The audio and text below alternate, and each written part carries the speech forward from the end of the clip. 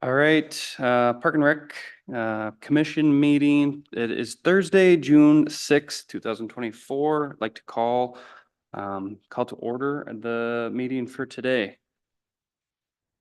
First item on the agenda is to approve the agenda. So can I get a motion to approve today's agenda? I'll make a motion to approve the agenda. Can you get a second? I will second that. All right, next item. Oh, sorry, all those in favor? Okay. Aye. All opposed? Motion passed. Second item would be to approve the April 4th, 2024 minutes. Can I get a motion for the approval of April 4th minutes? I'll make a motion. Can we get a second? I'll second it. All in favor? Okay. All opposed? All right, next item, open forum. Doesn't look like there's a whole lot in the crowd tonight. Never is. Awesome. I'll take it away at department reports. So thank you all for being here. We did not have a May meeting, so I'm going to kind of recap the last 2 months. Work has been ongoing with the baseball fields. We are now in the thick of our youth season. We did have high school, middle school renting the field. The Lightning have started, and now we are on to youth. We did update the windscreen and install new bases this year on the baseball field. So that is all going well. The banners are mostly complete for our sponsorship renewals this year. So everything with that is going pretty well. Something to note, I probably haven't talked about this in a while, but during heavy rains, the west basement of the community center gets water in it. And so that's something that we are looking at, hopefully addressing with the repaving of the parking lot. We haven't found an obvious spot where the water is getting in. Also, the Zamboni garage gets water in it from the doors. So we are getting in water in a lot of our buildings. Something that we're noting, it's generally during the heaviest of rainstorms, but something we are certainly monitoring and something that has been going on for years. What, and excuse me for not knowing the answer to this, but what is downstairs at the community center? The community center has 2 different basements. So in one of the basements, it's mostly City of Nisswa storage, parks, pickle spirits. And on the other side, we do have some community lockers for the Lions, the Garden Club, the Women's Club. Mostly, and then some other storage and mechanical Gotcha. down in each end. Does it leak into their storage items? Yes, and they're all aware. They've found a way to manage, elevate.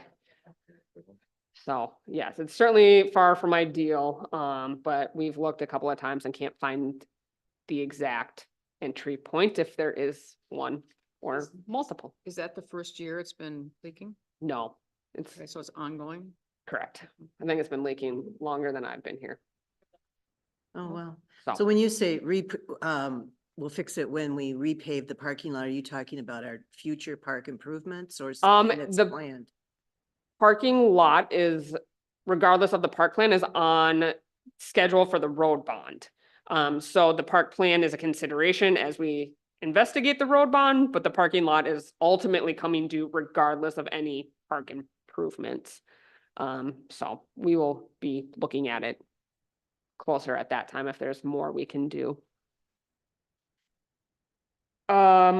Another thing that we are monitoring down at Pocket Park, there's a boulder wall along the ramp portion, and the northernmost boulder wall has rock behind it. It's used for drainage, but the rock is held in by like landscape fabric, and that fabric is getting holes in it and the rock is running out. So we could be looking at some structural changes there, so that way the whole wall does not lose its integrity. So we continue to monitor that. there's been some shenanigans in the men's bathroom off and on, messing with the partition door, so we will likely have to replace that coming up here. We continue to repair it, but it's getting pretty beat up.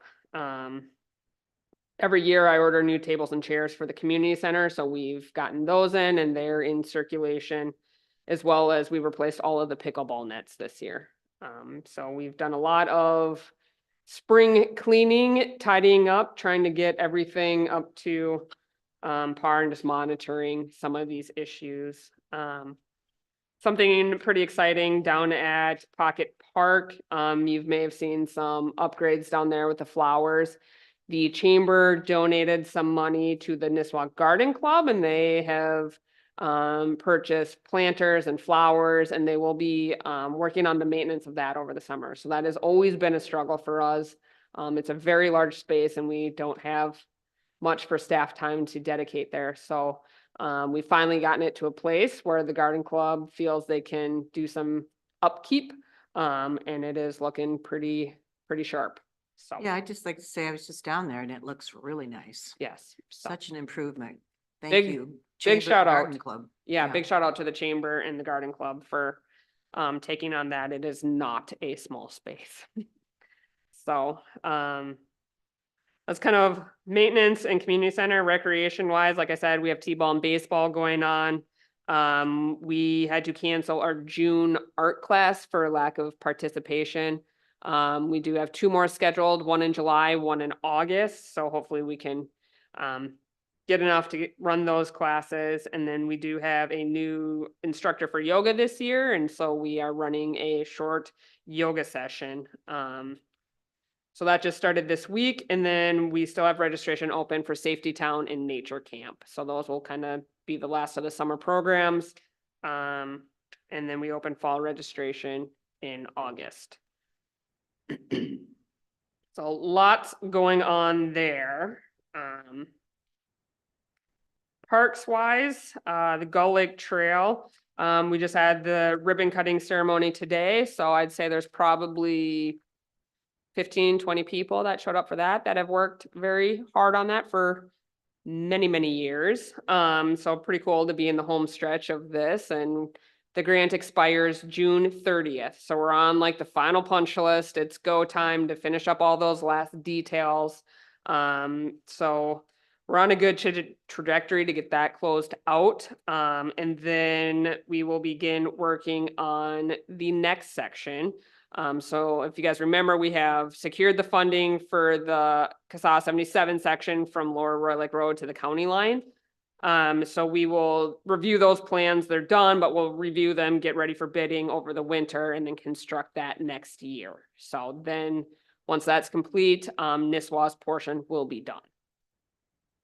So pretty exciting on that one. Out at Between the Lakes Park, the remaining 3,800 feet of trail has been completed and they've rolled it. There's some touch-up spots that we need to work on.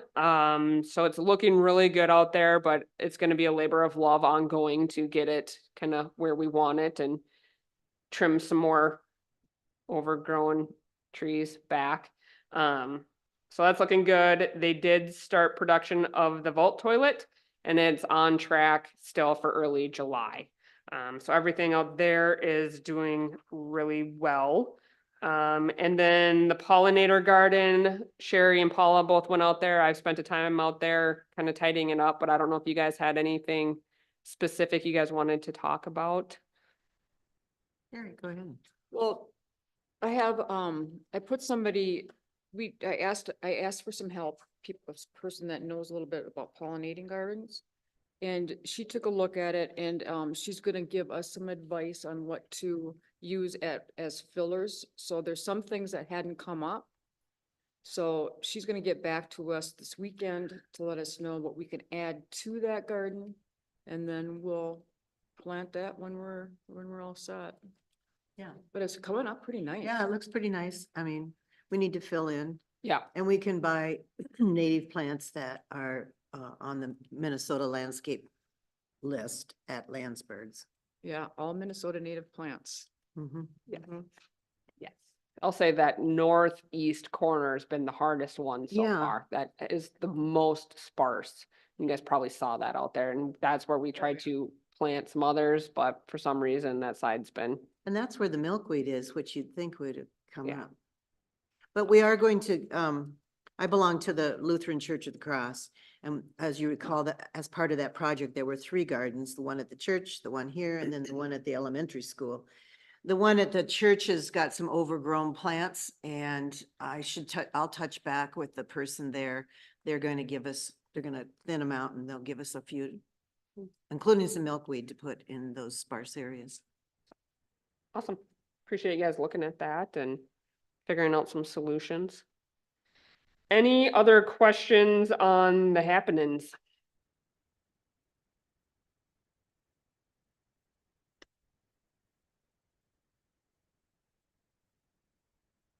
Awesome. We can move on to new business, item A, bench donation program. So in your packet, you have a draft. This was modeled after what was used for the benches at Nisswa Lake Park. Now that we have some more trails, just kind of looking at our process, our locations, things like that. So I wanted to run this past you guys. I looked at a few different policies and seeing what was out there, what other communities are doing. So just kind of looking for ideas, for feedback. The idea with this is that there's a standardization to it, that we know what benches we are getting and what the expectation is with them. So when people do donate, they know what their donation covers, what they get for it.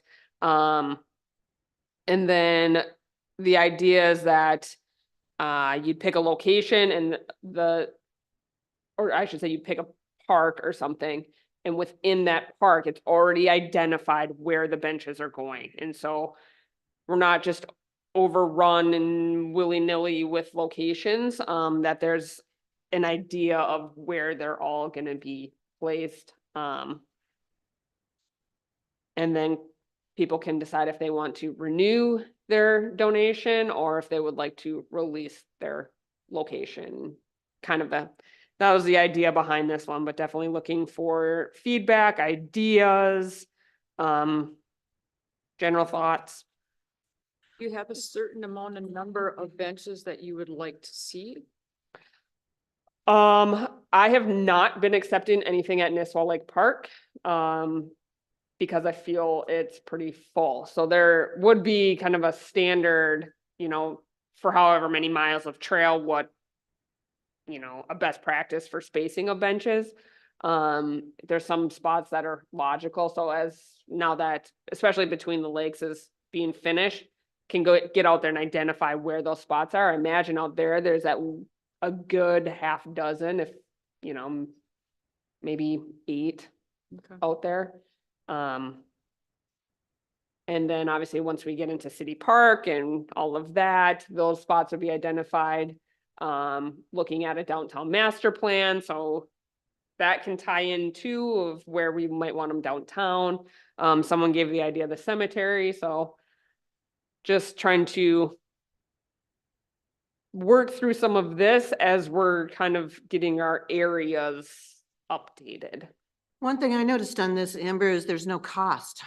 Is there a specific cost? Or are you just planning on people donating money? And then when you said, if people want to give up their bench, are you not planning to put any plaques on them in memory of, or whatever they're donating for? Sure, so it says, in a way to not have to update the policy all the time, we can reference the cost in the city's fee schedule that gets reviewed every year.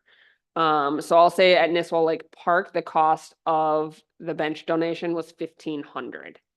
And so that goes for the inscription, so they would have a plaque on it, installation and maintenance. So these are composite benches. They do last for a very long time, generally speaking.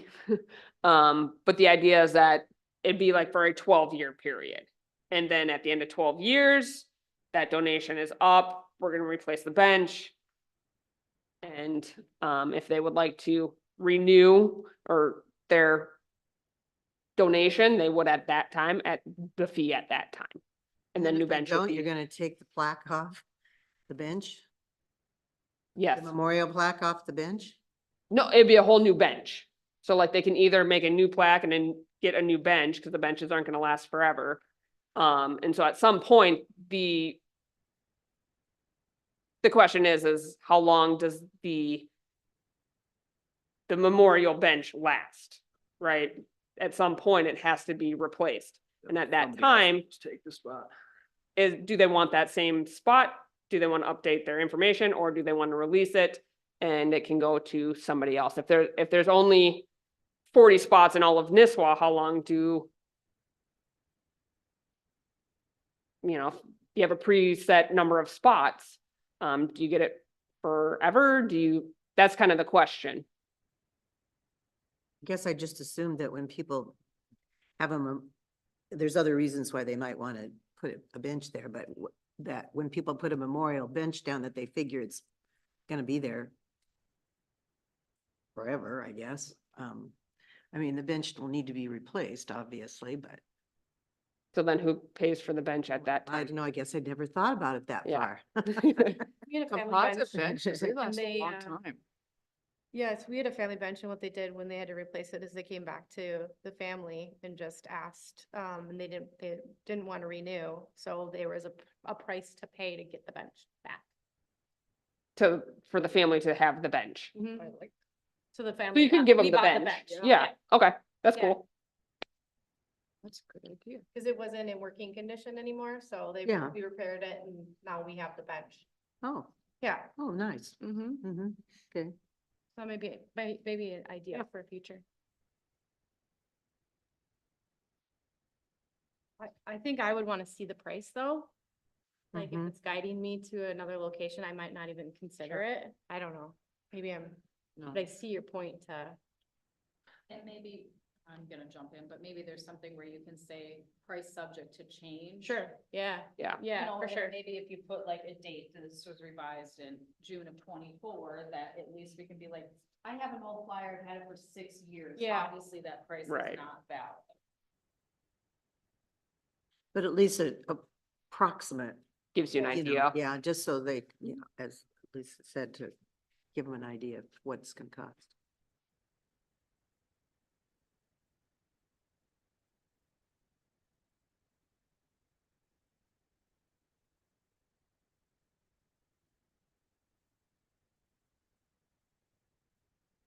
Have you checked the Arboretums policy? Because they have.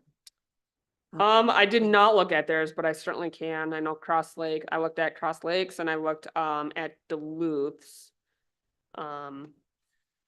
Two of the main ones that I looked at.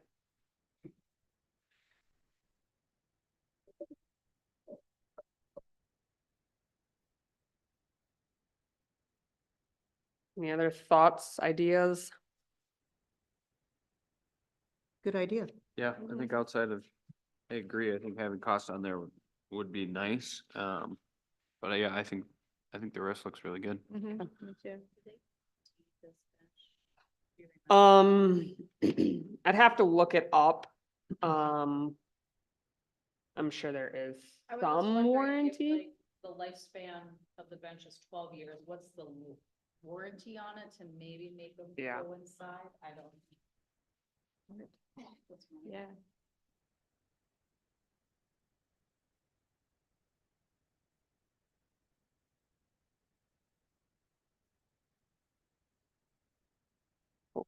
And then eventually different locations might require different benches and different base, like cement base versus like an aggregate base and so just kind of thinking of that in the future, that we might have a different trail bench versus what we would want at the playground. Mhm. So having a little flexibility to that down the road. Cool. Well, Limit to the inscription?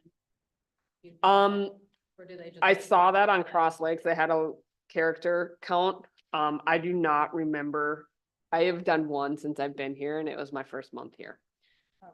So I definitely something to keep in mind and look at, with whoever that vendor is and however we approach.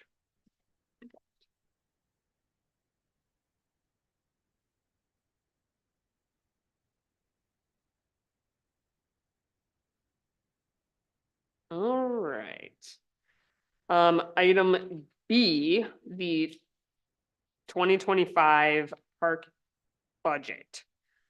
So I wrote a memo in your packet. It's been a while since we've talked about the budget process and new faces. Figured I'd just kind of go over this with you guys. So in here I added kind of what our schedule is for this year. Typically, we get going on this in June. I start filling out my budget, get it submitted. Maggie enters it all in. We have a powwow and then it goes to council. So you guys can kind of see how it's laid out. September is the first benchmark where they have to, council has to approve the preliminary levy.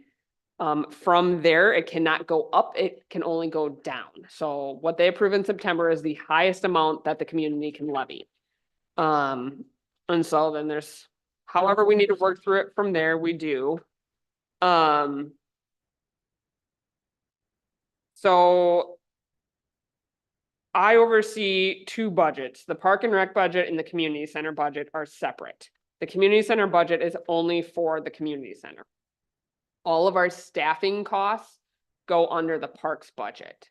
So they each have their own operating budget, their own maintenance budgets, but all staffing goes under the parks and rec budget. When I started here, we did not have a mechanism in place for savings. Is kind of just, there's a capital improvement plan that was a part of the budget, but there wasn't really any savings that was happening. We had some of these different funds, the memorial fund, the park dedication fund, things like that that existed. Most of those funds were used as matching dollars for the Gull Lake Trail. So in your packet there, I kind of wrote out those fund totals amount currently as of January. Come to just over $200,000. Of that, 186,000 are going towards the Gull Lake Trail matching dollars, which leaves just shy of 24,000 available. We have another fund called Make Nice to the Ice, and that is solely for the hockey rinks. Hockey rink, skating rink, that area. In 2022 was our first year of creating the Parks Capital Reserve. So Parks has one and the community center each have a reserve account. We transferred $100,000 into each account. So each started off with $100,000. And since then I've slowly been trying to increase the amount we are transferring each year. So for reference, the one levy percentage is $25,000. So if we keep that in mind, we can go on. Do you guys have questions about that in the funds? Well, what is the Parks Capital Reserve Fund for? That is the replacement of infrastructure. It's basically our savings account to replace infrastructure. Not adding new infrastructure. No. So it's taken 3 years, 3 budget cycles for us to get up to that $180,000. When I'm going, so what I want to do today, one, I included that matrix in your packet so you can see all the things that I'm kind of keeping my eye on. I took Public Works' building matrix and I morphed it into a park specific amenity list. So that kind of helps me just remember all the different things that I need to pay attention to. That does not include operating. So if I need new dirt or egg lime, that is not things that are on here. That's just in our budget. The things on this list are what are going towards that capital reserve account. So So the Parks Capital Reserve account goes to the, like the maintenance for the yearly maintenance. no, it would be for savings for replacement of our infrastructure. So that will be going, will that be going directed to the park, the new part of the park? That we're doing here at the community center? Potentially, but when you look at this at 180,000, that only buys you the 5 to 12-year-old playground. So are you gonna continue to build that up then? What's your goal with having that capital? The reserve? goal is to continue to grow that account. And so I use this list, and if you look at it, I mean, we're not here to debate what I put for replacement cycle or current cost, because it's just best guessing at this point. Just an estimate? Yep. But in order for us, and this does not include the full building replacement either. This is just trying to fix kind of some of it. If we were gonna save everything outright, we're looking at needing to put away almost $150,000 every year. So far, I've gotten it up to about 44,000 that we're putting away. So we're making better progress, but we are a long ways away from saving for the full replacement cost of all of our infrastructure. Can we explain the thought behind that? From the council? Hold that thought, make a note. Yeah, make a note on that. So while these are all things I'm trying to save for, there's also things we need to purchase in the meantime. So this is all like if everything was at year 0, which we're not. So I'm putting away year over year. So if it's $10,000, I'm putting $1,000 away every year. However, I might be on year 9 and I need that $10,000 next year. So next year, 2025, we need to replace our mower. That is about $17,000. We are looking at purchasing a blower for the trail. That is about $12,000. Do you consider those infrastructure? It's a part of the maintenance equipment. So I'll say, while I say infrastructure, there is equipment on there. So it does have like heating and cooling, the water heater, things like that. You know, replacing the oven in the kitchen. So in your memo, I did list out a few things. I know I need a mower. We're looking at adding a turbine blower to help clear debris on the trails. Other things for consideration, we've been postponing re-roofing the maintenance garage. It is not in good shape. The question is, do we deal with it and put, I wouldn't say metal, I'd say shingles. But the idea is that come our parks plan, that building's being demolished. So I'm in a tough spot of, do we put the money in for maintenance or do we defer it and wait for new construction? So that's one that we're looking at, trying to gauge if we need to actually do the maintenance on it or if we're gonna let it go and build it when we do the parks plan. Is it full? Is it full of things? Is there a place that you can put? It's full. Okay. And the one I'm specifically speaking of is the one that holds the Zamboni, and then they're attached. So there's 2 different garages attached to each other. The other one houses like the tool cabinet, holds the refrigeration system, which is another point of consideration of if and when I need to remove that. So I did make a call because my biggest concern is if the Freon is still in the system and the aging system, if there's potential for leaks and whatnot that way. I talked to the person that did the last maintenance on it, and they do not believe we have Freon in the system.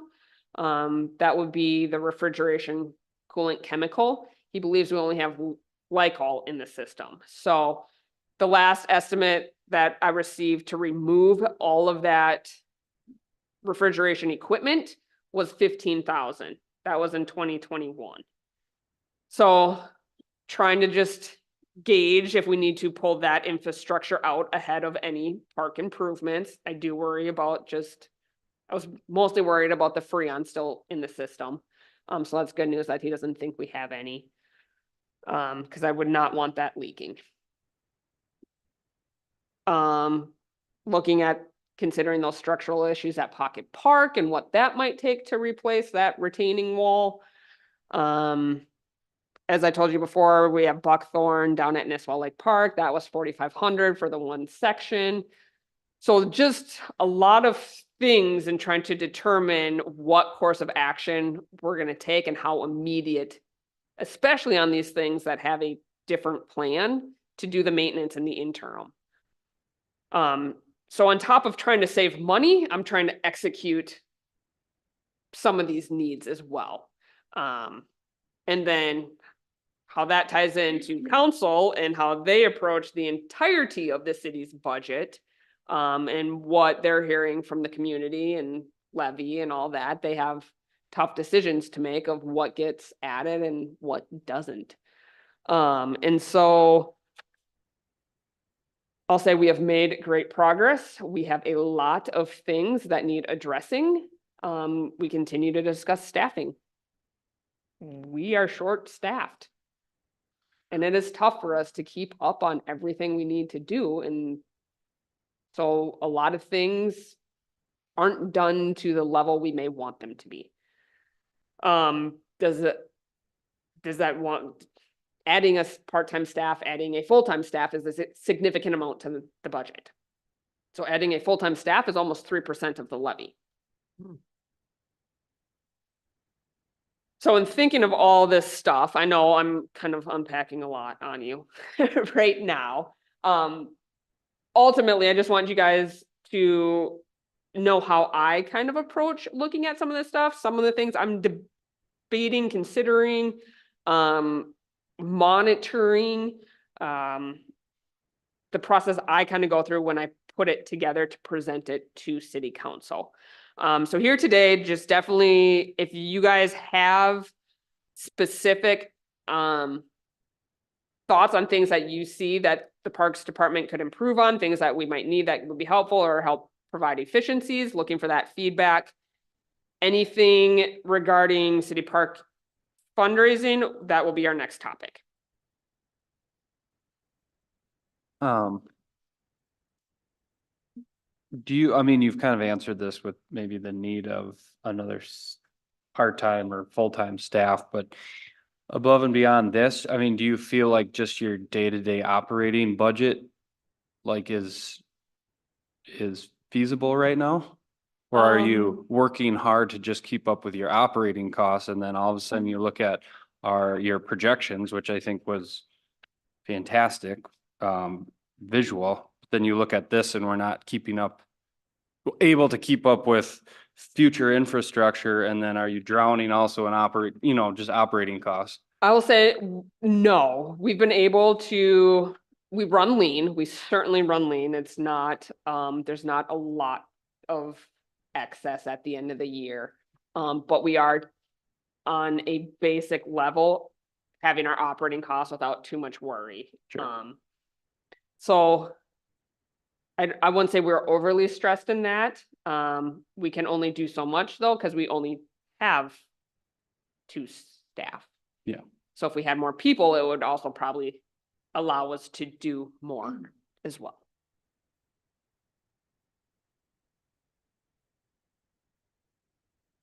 I mean, we already kind of talked about, there's some safety concerns with the concrete in the rink.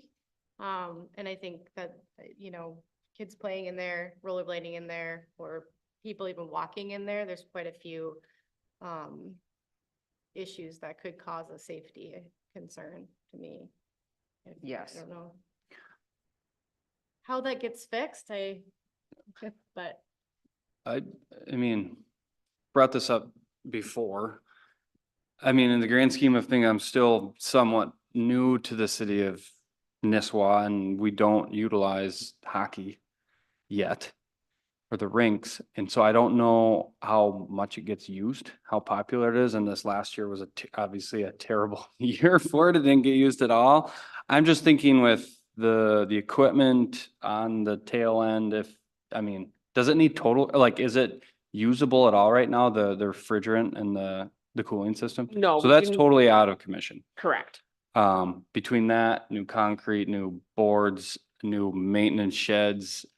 I mean, if from a master plan standpoint, if that just dies until the community steps up and said, fundraises for a new one, and that just goes away, is the city of Nisswa gonna be like, I think there's Up in a lot of arms? People up in arms. I do. Yeah. Yeah. Well, and I mean, as Alyssa said, there's safety, like Yeah. the concrete is in very rough shape.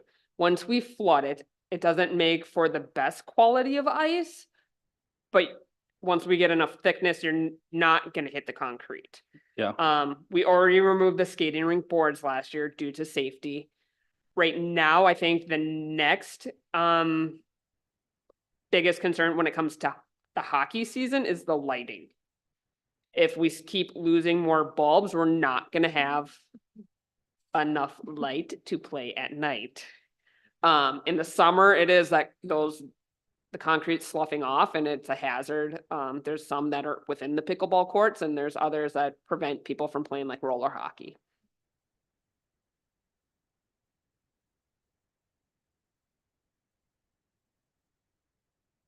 Yeah, I guess just from a budget standpoint, that's obviously one of our biggest.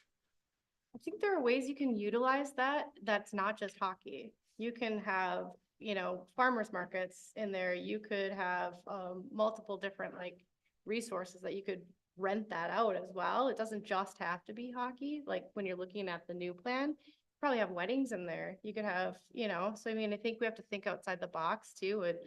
It doesn't just have to be hockey. And if you're not a hockey person, that's only for you, And I'm not even saying take it out of the master plan. I'm just saying Wait, until then, which it might be 10 years before we raise funds until hockey, are we gonna invest in some sort of hockey there and keep pumping money into it? Cause it's a huge budget item and, it just, we can't continue to throw money at the hockey rink if it's gonna be halfway done. I'm just saying for the next 10 years, if we don't have hockey in downtown Nisswa, or people, what options do we have? Yeah. I think you will have a lot of people that are pretty upset. Yeah, but as of right now, we can flood it, but we don't have refrigerant, we don't have Right. sideboards, we don't have adequate lighting, we don't have adequate maintenance sheds. So it's kind of like, So well, we're making it happen currently. But yes, year over year since I've been here, we have lost things. So it is coming. It is I kind of 0 to 4 years. Every November I hold my breath, hoping the lights all come back on. Hoping the Zamboni turns back on. So yes, I will say it is still in operation. We are not putting money. We keep the Zamboni going. We do our maintenance on the Zamboni. Outside of that, we haven't paid for repairs. We're still keeping more or less the service. We're struggling to find staff to do the resurfacing, the snow removal. So that's another component of that, especially in the winter. Those are the only seasonal staff we hire. So yes, there's certainly many things that we're monitoring. We're not putting a whole lot of money into repairs other than some maintenance on the Zamboni. Which I will I think is really unfortunate because you can make a lot of money having a nice sheet of ice. Ice is limited in this area. Ice is limited. Kids are playing hockey at 8:30 at night because little kids, because there's not enough ice. If you had a nice sheet of ice, you could rent that ice out and make money. Playing outdoors is great for these kids. So it's a moneymaker as well versus anything else, So I mean, I think it's smart of us to continue to maintain it and also try to I mean, I know there's people in the community that are willing to learn how to do the Zamboni and they You would can give do a some lot time. with volunteers. Absolutely. You know, and I think There's a group of people that want to volunteer. and it's with everything, you know, from doing, you know, maintaining the ice to cleaning out the park over there of debris. You know, there's people that are willing to, Great. put a little labor into it. You know, so I think that that's a consideration as well. That we should look, but we also have to prioritize, you Yeah, know, and find out where we need to spend the money more. There's a lot of things going on. yeah. Well, the council has looked at, and like you said, the reason why the cover over the rink is so that it can be used all 4 seasons. We've discussed many things that can go in there in the summer. I mean, you know, many things. The other thing too is looking at, to repair some of the concrete, you'd have to crack it up. When you crack it up, it means that you've ruined now the bad refrigeration. So in reality, in order to get the new surface, you'd have to tear up the whole old surface. By that point, replace all the cooling and everything. And I think that's kind of how things started with the parks. Yeah. That was the emphasis. And then, you know, then looked at the master plan and everything on there. So that's the thing. Where's the priority? The other thing too is it's, I think the rink is the most expensive of all of the things that are there. Mhm. We've had outside interests and they've put forth ideas. But that's been a while and we haven't heard back from some of those people. So it's the direction of where you guys want to go. But yes, it is a very important thing. I mean, we have some former NHL players that used to play in the pond hockey. Hmm. And I Um, think like just from the people I know, they grew up and this rink was everything. Yep. You know, there's I'm one of them. yeah, yeah. And how cool would it be for our children to have that piece be part of their, you know, what their future is as well. There aren't very many communities that can stick to that too. And I know it's expensive. I hear that, but I also, I'll stand here just being in support of it. Myself included. I remember playing late night games over there. Yeah, So would you be looking for a temporary solution? Would you be putting money in to look for a temporary solution now? I think it all depends on what the issue is. Yeah. So, I mean, Yeah. the garages are still housing everything we need them to. Like I said, it's mostly just the roof and there's a little leaking from the doors. But like we flooded the ground, right? We flooded the ground last winter without any boards. It was just an aggregate base and it froze and it held the ice. So it's possible, if the lights go, it's still open during the daytime. What's the cost to replace the lights? When I got, Well enough to have enough illumination. well, they don't make the bulbs anymore, I don't believe. And so when I got a cost back in 2021 to retrofit the existing poles, it was 25,000 per rink, Per light? per rink. So there's Oh, 4 the lights two- on each. Oh, okay. So it's about 50,000 to How do much is that small rink used? a lot. Is it? Okay. Mhm. When the weather cooperates. When the weather is not doing its thing. just from like, if I'm remembering correctly, your merchandise sales and what we were open 13 days. What merchandise sales were like? $150. $50. It's pretty good for 13 days.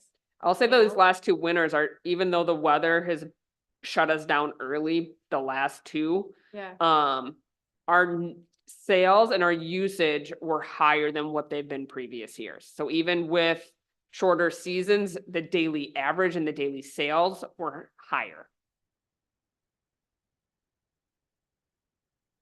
Well, we were just talking about the capital reserve fund and placing infrastructure. I mean, if it could come up with a temporary plan to keep it going, you know, because it is a major public service here.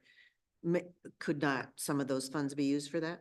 I mean, that's replacing your infrastructure. Yeah, potentially. I was gonna ask you about that other grant that Make Nice Ice. Yes. Can that be used or is that not, is that on? No, that one, That one's all, Maggie might know more on this one. I believe that one all started in an effort. The roof was phase 2. Never got to phase 2, so they kept putting money in and kept putting money in and realized they couldn't keep up with the cost of what a roof was. And so they stopped adding money, but we have continued to just dedicate that to the rink. So I will say we can certainly investigate the refrigeration system hasn't ran in 3 years. We need all new refrigeration. And then they told me, the last repair that was not completed, it needed some new shaft for something. The rink lights would probably, there might be a temporary solution that we could find somehow. How many lights are there and how many do you need functioning adequately for nighttime skating? All of them. Well, Uh, well, yeah, okay, so each rink has 4 poles. yeah. The skating rink has 2 arms off of each pole. The hockey rink has 3. And each arm coming off, each bay, I believe has 5 bulbs in each. So that means there's a hockey rink, there's 15 bulbs off of 1 pole and 10 bulbs off of 1 pole in the skating rink. So you said that the bulbs are missing, but everything else works, right, on the lights? Yep. Is there any way you can find by searching bulbs? I don't know. The last eBay, time they place like that? searched the country, they found 12. And we have since put all of those in. Maybe somebody gave some up since then. You possible. never know. You never know. So Worth a check. I will say we are doing our best to keep it functioning. To keep providing, at least on some level, skating. Hard to predict when something else is gonna come up and what that something's gonna be. So to your point, like if we removed it from the master plan, would that release it to be repairable then? Like, would you repair it to where it functions really well right now? Because I would hate for it to get so far gone that now it's I think that's where we're at though. on the master plan. I think that's why we got to the master That's what I plan. was saying, I don't want to remove it from the master plan. I was just saying, is it too far gone already? And until we invest in it correctly. You know? Yeah. Because I agree, I want it and I think it can be done super well. I just don't wanna. I don't want us to spend too much money on repairing it instead of investing in it correctly in I would go the 2 opposite years, or way. it could be 10 years, but it could be, we could put $200,000 into it just to keep a 100-year-old rink afloat. But you give kids 10 years of skating on a rink versus having these kids now, they don't have a skating rink for 10 years. Yeah, and I mean, that's just a question I'm bringing up. I'm not necessarily saying we need to go down that road, but it's a question to ask, just because, I mean, But- do we have the budget? Do we even have the ability to invest specifically just in hockey to put a Band-Aid on it for the next 10 years? Been doing that for many, many years. And I think that the thing is, so we look at, okay, so what are the repairs? What do you have to do? Okay, you've got the concrete, right? Yeah. And you have the lights. So let's take the concrete. Like I said before. I know guys that put those in, not that one, but they go around the world, put them in. So the basic thing is it's cracking and stuff. The coolant system is way too old. Now, in order to fix the chipping and the cracking, they've got to cut out certain sections. And when they cut out those sections, they'll be cutting into the chilling system. So now you've got to replace the chilling system lines. Okay, do you replace the lines and the concrete over it? And then you look and you go, well, the chilling system is so old that that would have to be replaced too. So in reality, you'd have to pull up all of the concrete, put down all the new chilling lines, at least, if you wanted to go that far. And then in the future, you would add a new building with the chiller system in it, so you can connect up to it. Okay, if you don't want to go that, so what's the cost of that? Then also you add the lights too. Because there are some issues with lights, especially if they're more than 16 years old, they're not compatible with the new lighting and the new bulbs. So just to get more than a Band-Aid, because the Band-Aids have been put on it. So the least you'd have to do is rip up all the concrete, put in new chilling lines, and then new lighting. That's the minimum that, if you want to go that way, if you're not going to go the whole way right now. So you'd have to look at a cost of that. Yeah, I'll say the Band-Aid that we're looking at for the concrete specifically is more like a liquid concrete or non-expanding grout, Sure. is the Band-Aid. Mhm. Probably an annual Yeah. thing. Yeah. So it's been on our to-do list. I think I told you that Yeah. for way If we too wanted to long. Replace it, just out of curiosity, or do the Band-Aids or whatever we're all talking about, how long would that prolong the park improvement? Like the plan and the overall master plan of where the playground's going? So, I mean, it's kind of a fine line across the board. Well, and we don't, and that's the tough part right now with the whole thing is I don't know when we're gonna be able to do the improvements that we need. So I keep trying to keep it up and running, but to Paul's point, to what extent? What are we gonna, I can try and put some liquid concrete on there and that's gonna be a heck of a lot easier than to what Mark is describing. Right. That's probably something we can do within our budget, pretty easy peasy. That's actually gonna be a conversation. We're gonna have to do the work. We're gonna have to put it in the budget. And so it's just kind of what is that level of repair versus replace? Right. And when we get to that replacement point, and crystal ball is foggy. I imagine. it to be You need like to a- reach out to those NHL players. I'm in a sticky wicket because there's some things I can and some things I can't do, and that's one of the things I cannot do. You can find a way around that, but what's that? Talk about the things that are going on. They have, some of them have been talked to and some of them have been talking So- back. I'll say what I can do is I can keep providing you guys reports and we will be decisive as we try to navigate all this with factual information when we get to it. And I think with the budget coming up and what we're starting this month and going through, so let's say, for instance, you say, okay, if we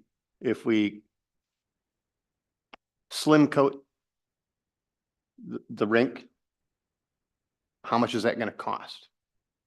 If we, so that when Amber comes to the council for the budget, she can say, oh, if we slim coat it and keep it running, hopefully we can get 6 years out of it. It's gonna cost X dollars. Or we do this and it's gonna cost that. The council's pretty aware of how much the cost would be if you ripped it all out and just went with new chilling concrete and for a future building there. So, What does that cost you? Do you know? What would that cost? what was it? The 3 million? Yeah, 3 Proposed in the- million. That's We've what- been talking about this for, ever since I've been on the park board. Because And we'd, the last was 3 we'd million. rather, instead of spending 20,000 a year on Band-Aids, we'd rather see something that can last longer. But yes, if we don't have ice soon, you'll lose those people, Mhm. and let's say you lose it in 10 years from now, we build something, how are you going to get it back? It just doesn't. So if there's okay, we can get it skim coated or whatever to work for the next 6, 7 years, it's going to be this much money. I'll say that's just the rink portion, I think. Yeah. We're also talking warming house and new garages. And that would not include any refrigeration. We'd be just operating on the whims of the weather. Correct. But as we've discussed many times, until you actually start getting in there, it's best guess on the cost. But yeah, it'd be multiple millions.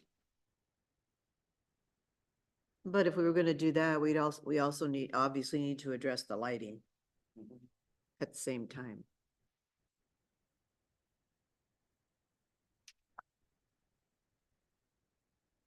That's the budget.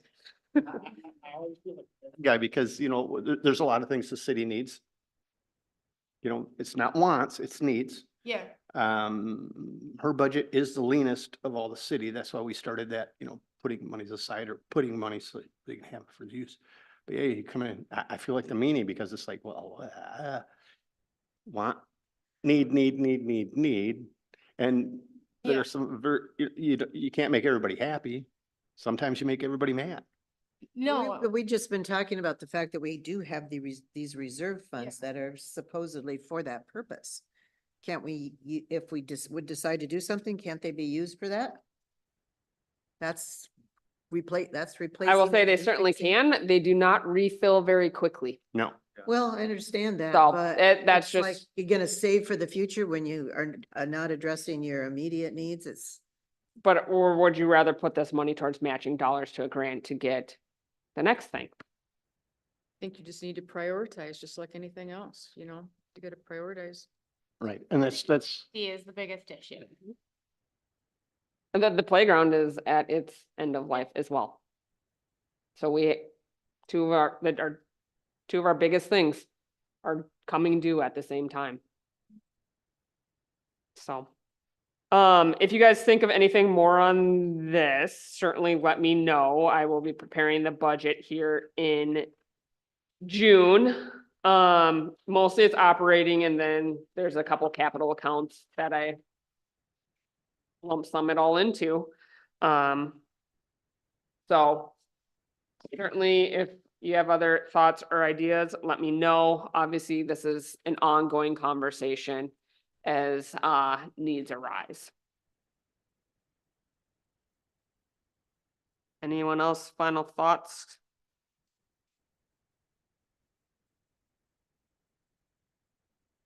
so so this budgeting process is gonna essentially proceed over the next 6 months. It's a budget for 2025. Correct.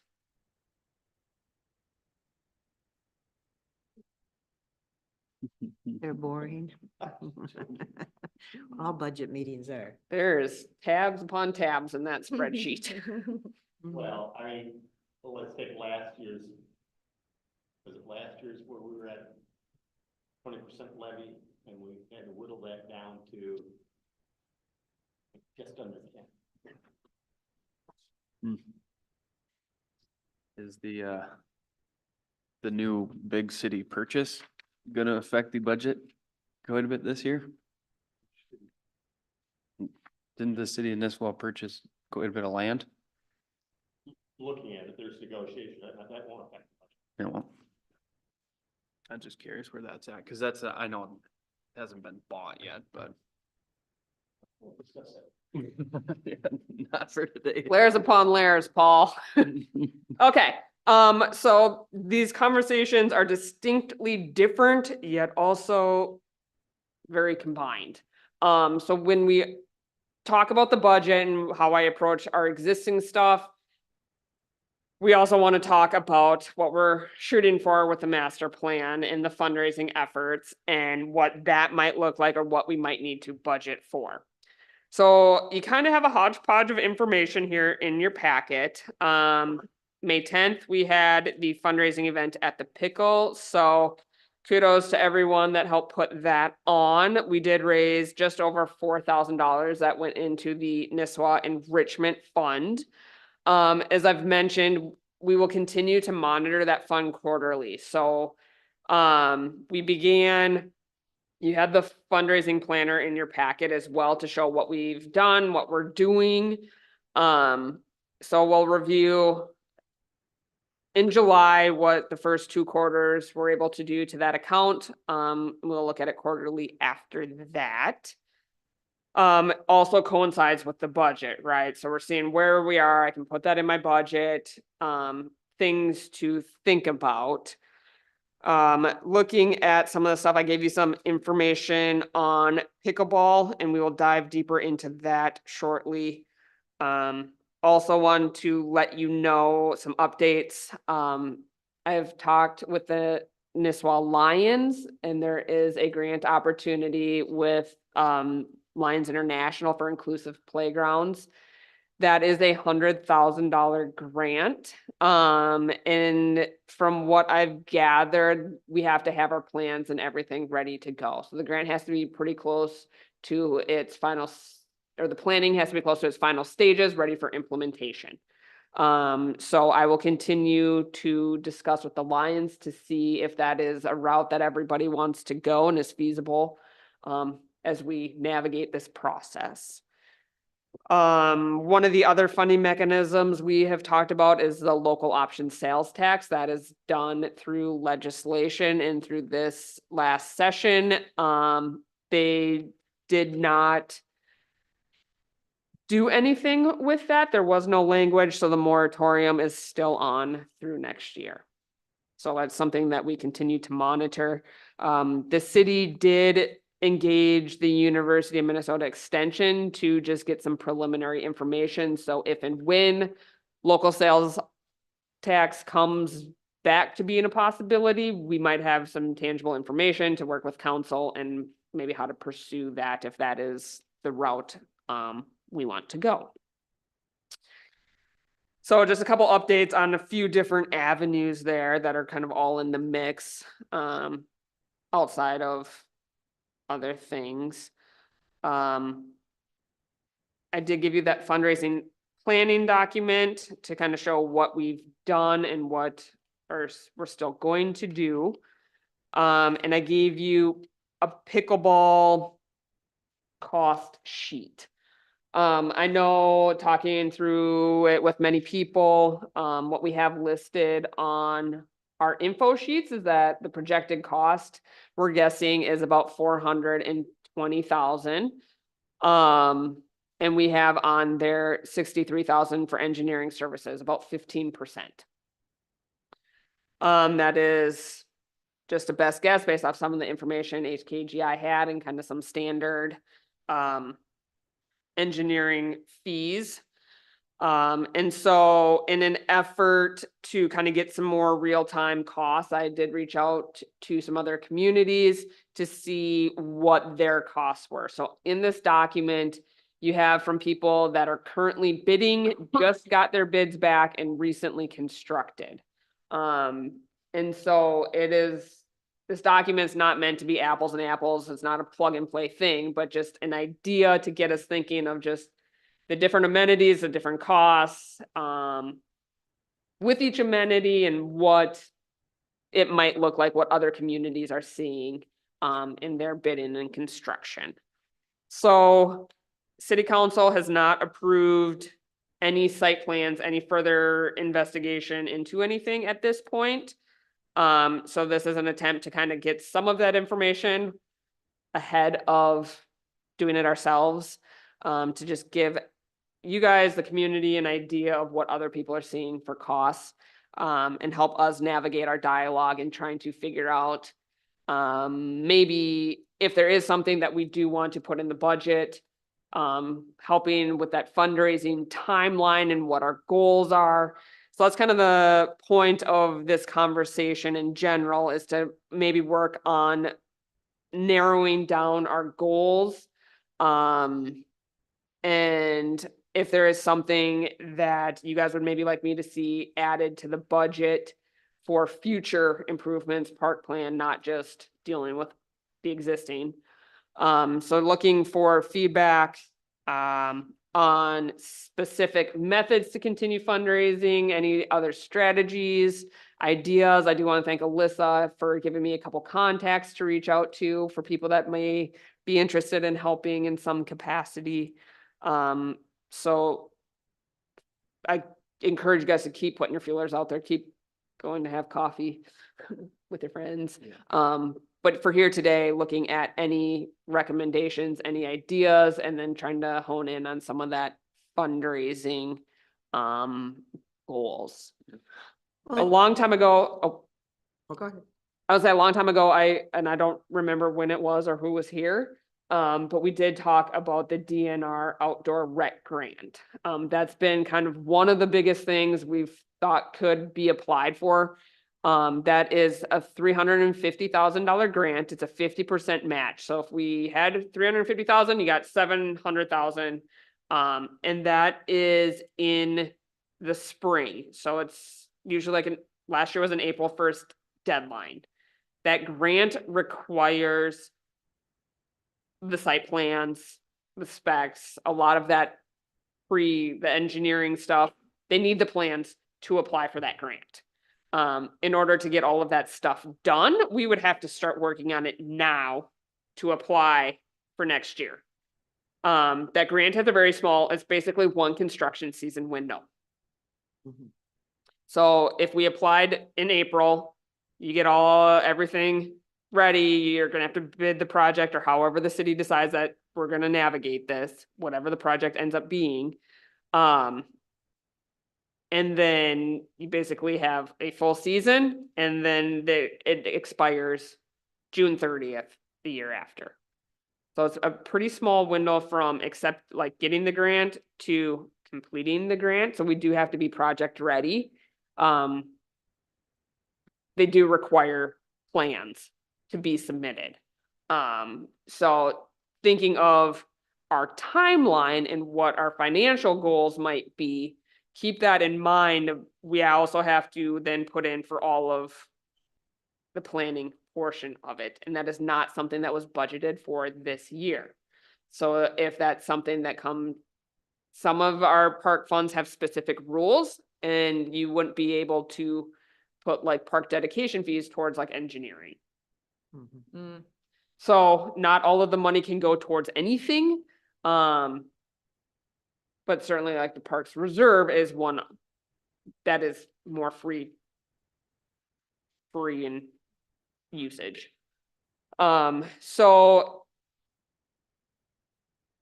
just want to kind of highlight some of that. Happy to answer more questions, but kind of keeping some of that stuff in mind when we're looking at, we've talked about pickleball in the playground as more of the phase 1, what that might look like, what those fundraising goals might be, and how that would maybe tie to the grant or not, and the timeline of it all.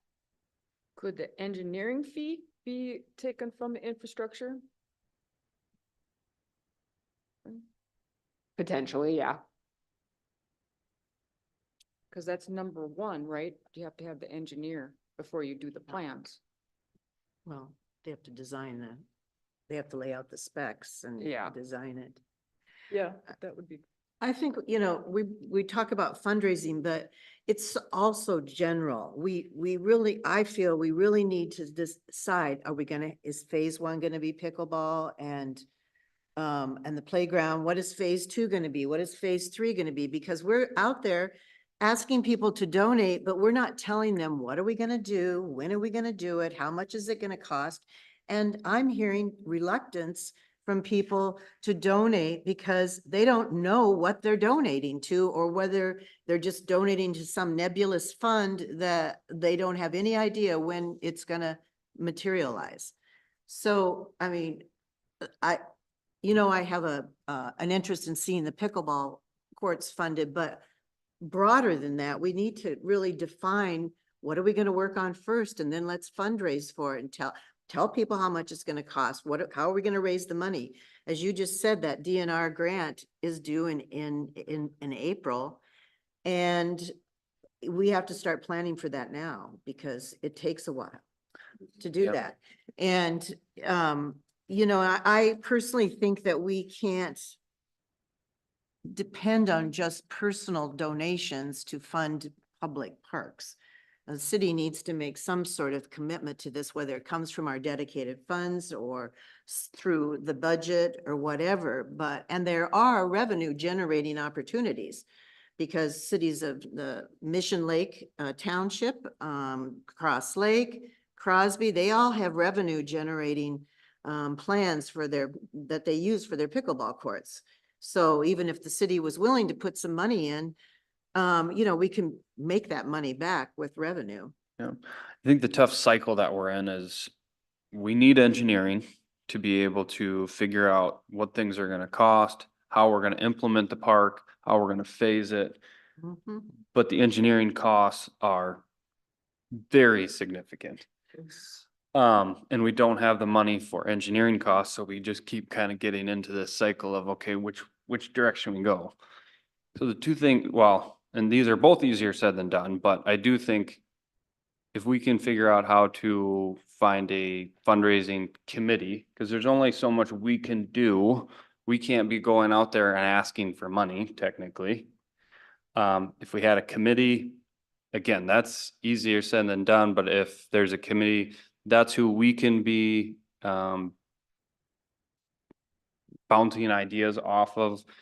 That can be kind of our central hub of ideas and outreach, talking to people if there's a group of people that are willing to spearhead fundraising. And then two, I don't know if there are alternate ways to look at the engineering, just from, do we look at just a local land surveyor to get a broad look at the park?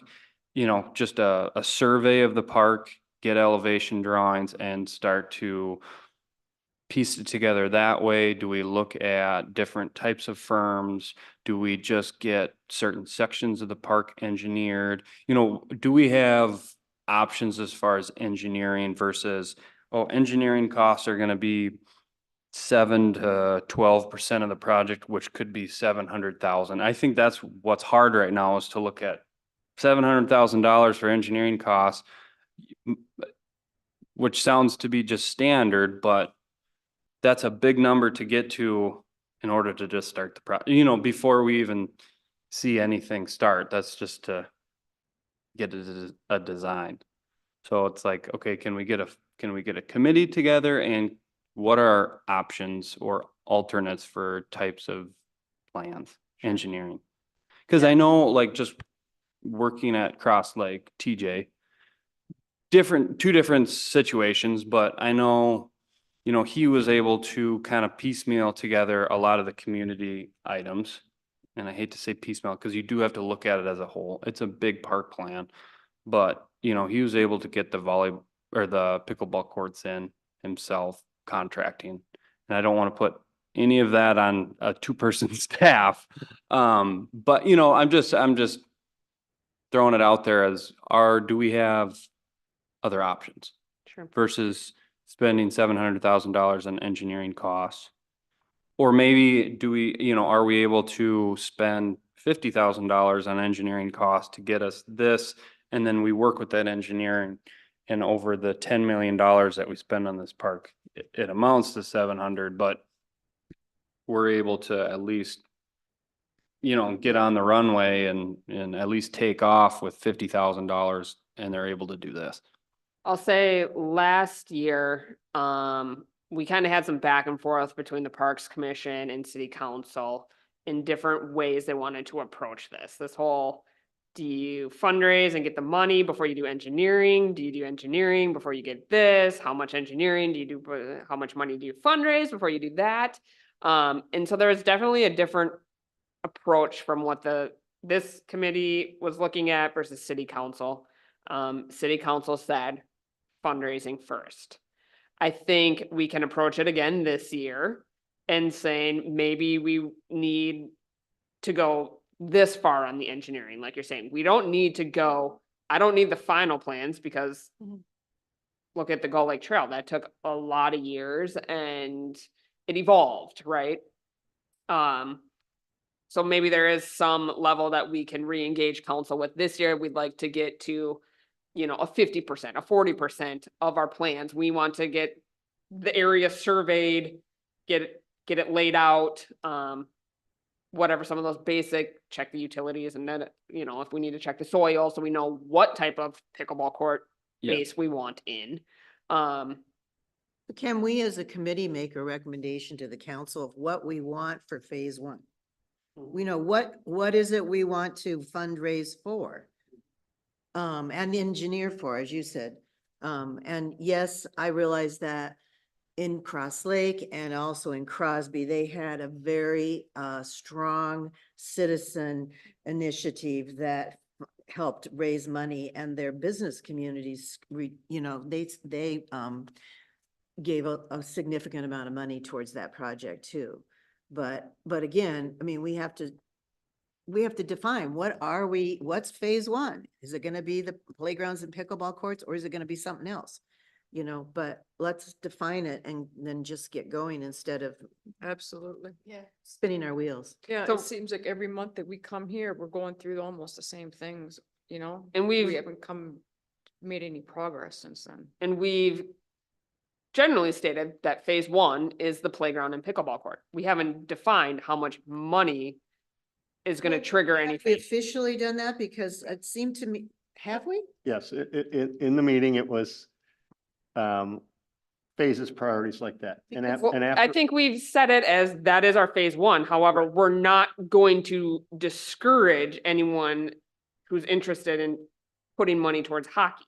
Like, we still want to, But we That haven't is a gone out part and of the said plan. Specifically, this is phase one of our master plan. This is how much phase one is gonna cost. This but if is someone our hands goal. me a check for 5 million tomorrow and says, I want the hockey, Well, sure, of course. you know, so yes, we've generally spoken and identified pickleball in the playground as a phase one. Um, Mhm. but we've never said, I have the basic cost estimate or guess of what we think that will be. It's over $1 million for those two, For the for the playground and pickleball? the pickleball. Did you get a cost for the engineer No. cost for these Uh, pickleball courts? I mean, if you're looking at all-inclusive playground, it's like Um, 400,000. Yes. I asked and I didn't always get it, no. A Cam, lot is- of them had stuff that they did in-house. Okay. Is two. there any way of scaling back the project? We've talked about that a little bit in at the last meeting. Yeah. You know, not building as many pickleball courts. It's just, that's what people want. Well, and you can see, you know, just rough estimate. Town A built 4 concrete pickleball courts, and that was 225 to 315. Those were bid numbers, Yeah, that's four courts. 4 courts.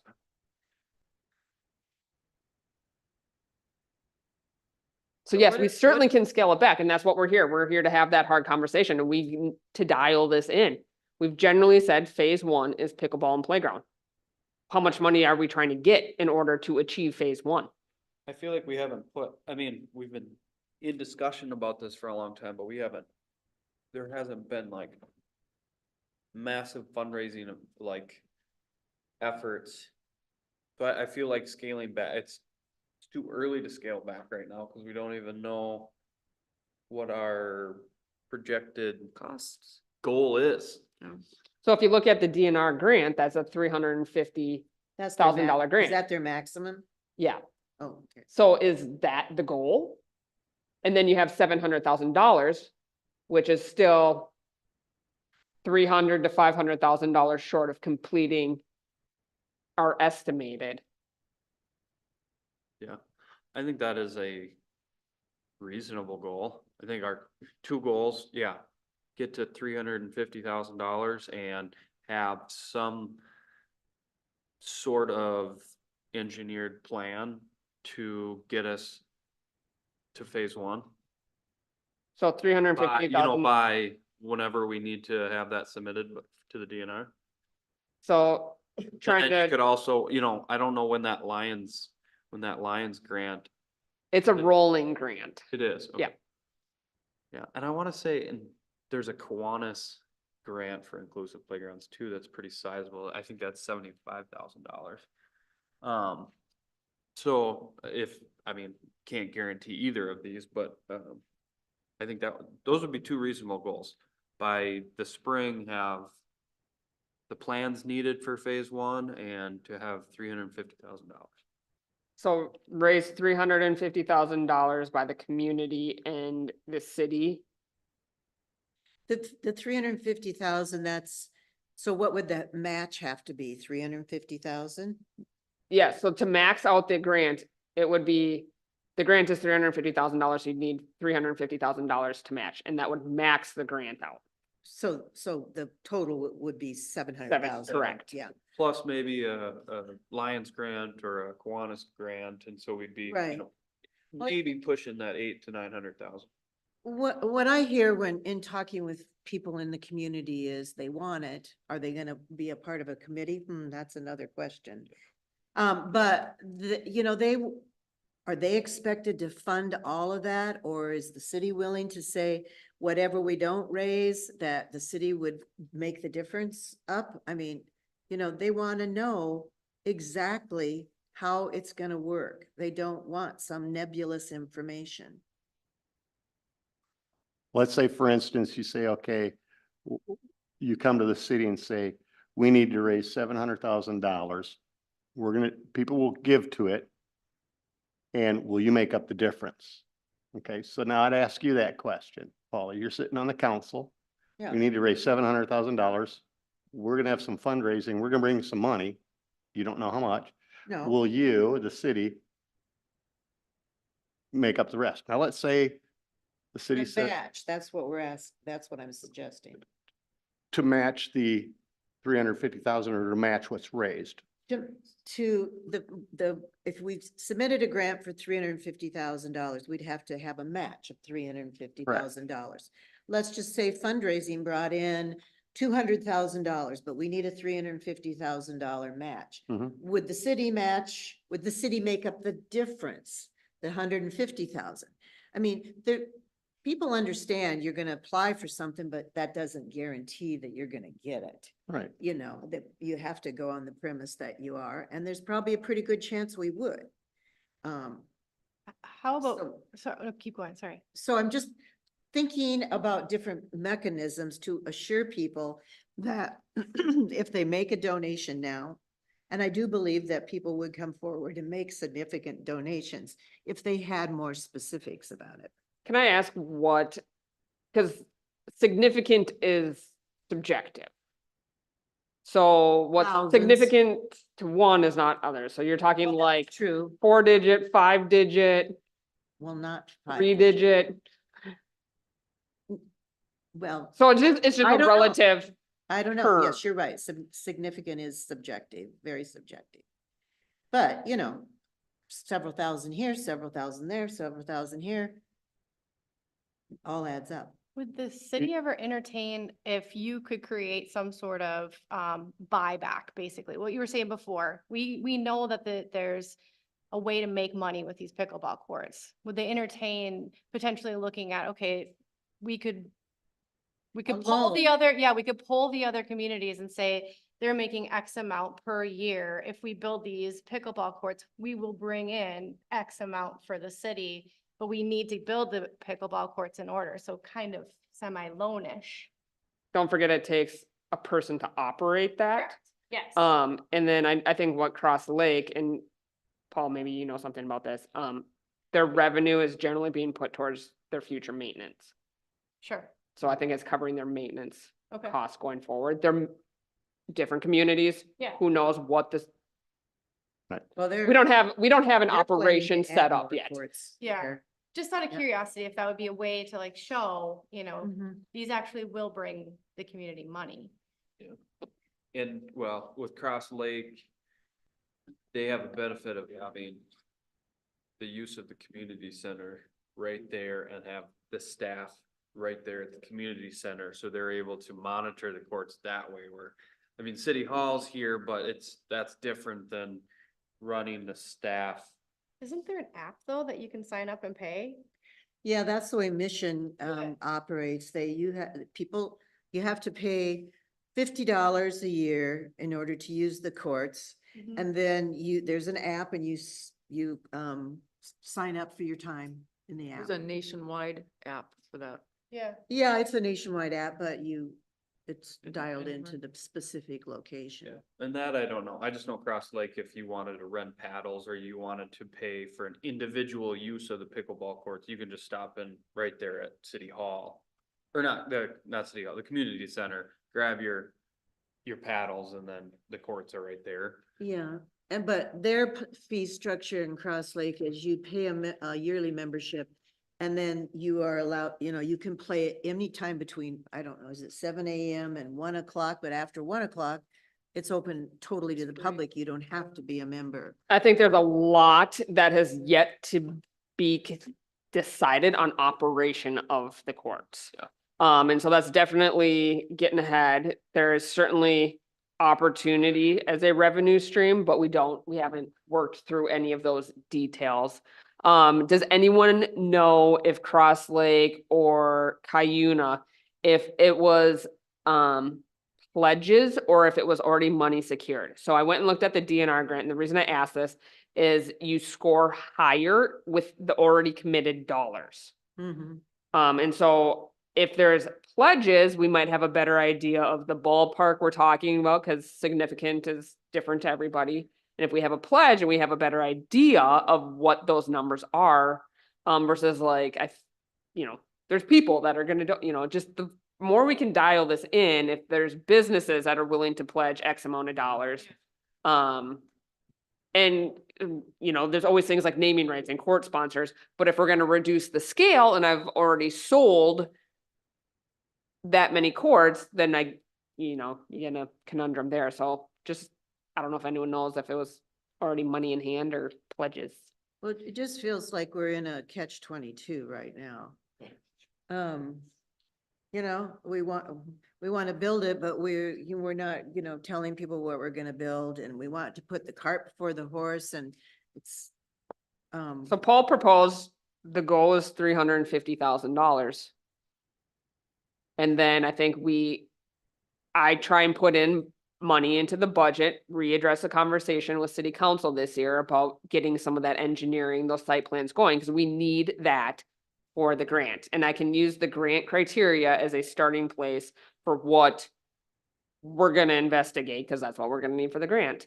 My question is, all this stuff takes time. What do we think the timeline is? If that's the route we want to go. repeat your question? I didn't quite hear what. So Paul suggested $350,000 as a goal. And I can talk separate conversation about trying to get some of the engineering plans in the 2025 budget. What would the timeline look like for you guys? If that grant is due April 1st, are we shooting for 350,000 this year? Is it next year? Would you have to have it before April 1st? Well, yeah, if So that would would be, I would put a January 1st, February 1st deadline, somewhere like that. Yeah. I was Yeah, gonna say it just March 1st, means- but yeah. The other thing too is,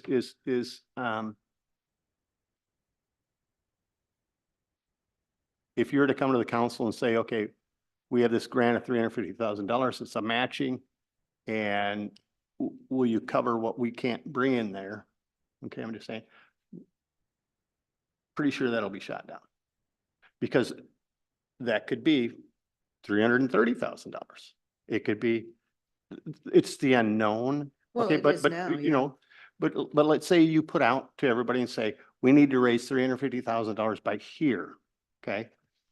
And I'm not sure. And let's say, you come to the council, say, this is what we're gonna do. We want to have this by the January 1st.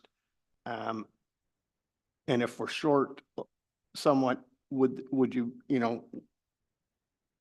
be willing? And the council may say, okay, we might be willing to put in X dollars, no more. We can see to put in X dollars, no more. And you can still apply for the grant, Right. but even if we had all that money, there's still potentially a gap from the desired outcome to the funding secured. Are you saying you can apply for the grant if you don't have the match? You could, like, say, if Good, but. If that you wouldn't raised- get you very if you far. raised 300,000 and city council's like, nope, we're not doing the extra 50, you could still apply with the 300,000. Right, and I don't think it'd be advantageous if we were at 75,000 to Well, apply for the grant. I mean, I guess my feeling is, it's just my opinion, but the city should have some ownership in this as well. I mean, the city has invested money in the master plan, granted, and it has approved it. But this is a public resource. And the city know. got the main fund going too. The what? The city was the first one to donate to the, The well- there was an inter-department transfer of Yes. $20,000. But what I'm proposing is that I look at what the grant requires in terms of site plans, and we ask to get that in the budget. So that way, when we are ready, we were there, we have the information we need, and the city has put in and committed those dollars. We're not asking the community to fundraise that portion of it too. Well, if you were gonna apply for the grant in next year, you would have to do, we'd have to do the engineering now, mhm, this year, and you're saying it's not in the budget. it's not So it'd have to come from one of those other funds. correct. And that's a committing. Once you do that, then you're committed. But, okay, I'm just gonna go back a little bit, like Amber was saying, it could be put out there that we need to raise $350,000 for this grant, and let's say January 1st comes and there's only 100,000 in there. Well, you apply for a matching of 100,000, but I think if I'm correct, that can be done. Oh. Yeah, So you- I think it has to be over 20,000. Right. Well, perfect. What's that? Well, that's perfect. But then you have, so then You know, the other also- consideration is you can't keep having open grants. Correct. So you have to kind of substantially complete the one before you can open a new grant with them. So just keeping that in mind too, you just can't, yeah. And you know what? Let's say January 1st comes and you have X dollars, it's not what you're expecting. You can come to the city and say, you know, this is what we were hoping for. This is what we're pushing for. We came to here. Is the city willing to, as Paul would say, put some skin in the game? Okay. So when I hear if the goal is $350,000, it would be pretty, again, we'll plan to review the fund quarterly, so July and October would be the next one. If we're not substantially making progress by October, it's pretty not feasible to apply in 25. Mhm. So like we'd have to have good growth over our summer months here to have substantial funds available to, and at that point, then it would be asking for a different fund from a different city fund to get going on any of the engineering. Well, I think we, yes, that's true, but what we need is a document, a flyer, or something that says, this is phase one of the master plan. This is what we're gonna do. This is what it's gonna cost. We have a grant we want to apply for. We need something that's gonna give people all the information packaged in Okay, a so nice phase one, little way. $350,000 by February 1st. February 1st. Okay, Playground and playground and pickleball. pickleball courts Okay, phase two. and a new parking lot. Well, take the parking lot out. Don't worry about that. That not part, I mean, that public works. That That's through bonding. it's 2026 road bond to help us buy some time to figure out how this is all layering together. Makes sense. Sounds good.